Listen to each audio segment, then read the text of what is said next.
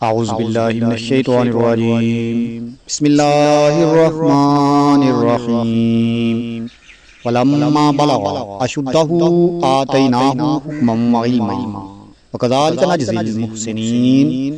اور جب یوسف اپنی پوری جوانی کو پہنچے تو ہم نے انہیں حکم اور علم عطا کیا۔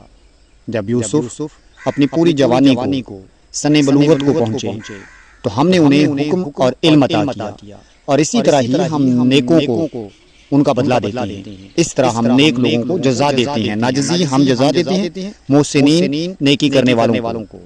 حکم کا لفظی مطلب ہوتا ہے طاقت، قوت فیصلہ، یعنی یہ ایک ایسی ایبلٹی ہے، ایک ایسی قابلیت ہے، لیاقت ہے، صلاحیت ہے کہ جو لوگوں کے درمیان فیصلہ کرنے کے لیے اللہ تعالیٰ کی طرف سے ودیت ہوتی ہے۔ تو جب حضرت یوسف علیہ السلام اپنی بلوغت کی عمر کو پہنچے تو اللہ تعالیٰ نے ان کو قوت فیصلہ عطا کی تاکہ وہ لوگوں کے درمیان فیصلے کر سکیں۔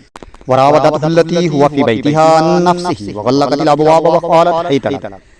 اور جس عورت کے گھر میں آپ تھے وہ عورت آپ کو پھسلانے لگی، راودته ڈورے ڈالنے لگی، پھسلانے لگی، آپ کو بہکانے لگی۔ جس عورت کے گھر میں آپ تھے وہ آپ کو پھسلانے لگی۔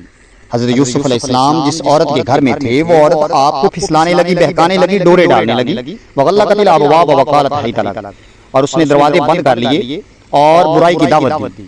وقالت هيت لك، برائی کی دعوت دی۔ قال معاذ اللہ، تو حضرت یوسف نے فرمایا اللہ بچائے مجھے، میں اللہ کی پناہ میں آتا ہوں۔ انہ ربی، وہ میرا پروردگار ہے۔ احسن مثوائے، اس نے مجھے کتنا اچھا ٹھکانہ دیا ہے، اور میں اس کے بدلے میں اس کے احسانات کو فراموش کر دوں، ایسا نہیں ہو سکتا۔ انہ لا یفلح الظالمون، ایسے ظالم تو فلاح نہیں پاتے۔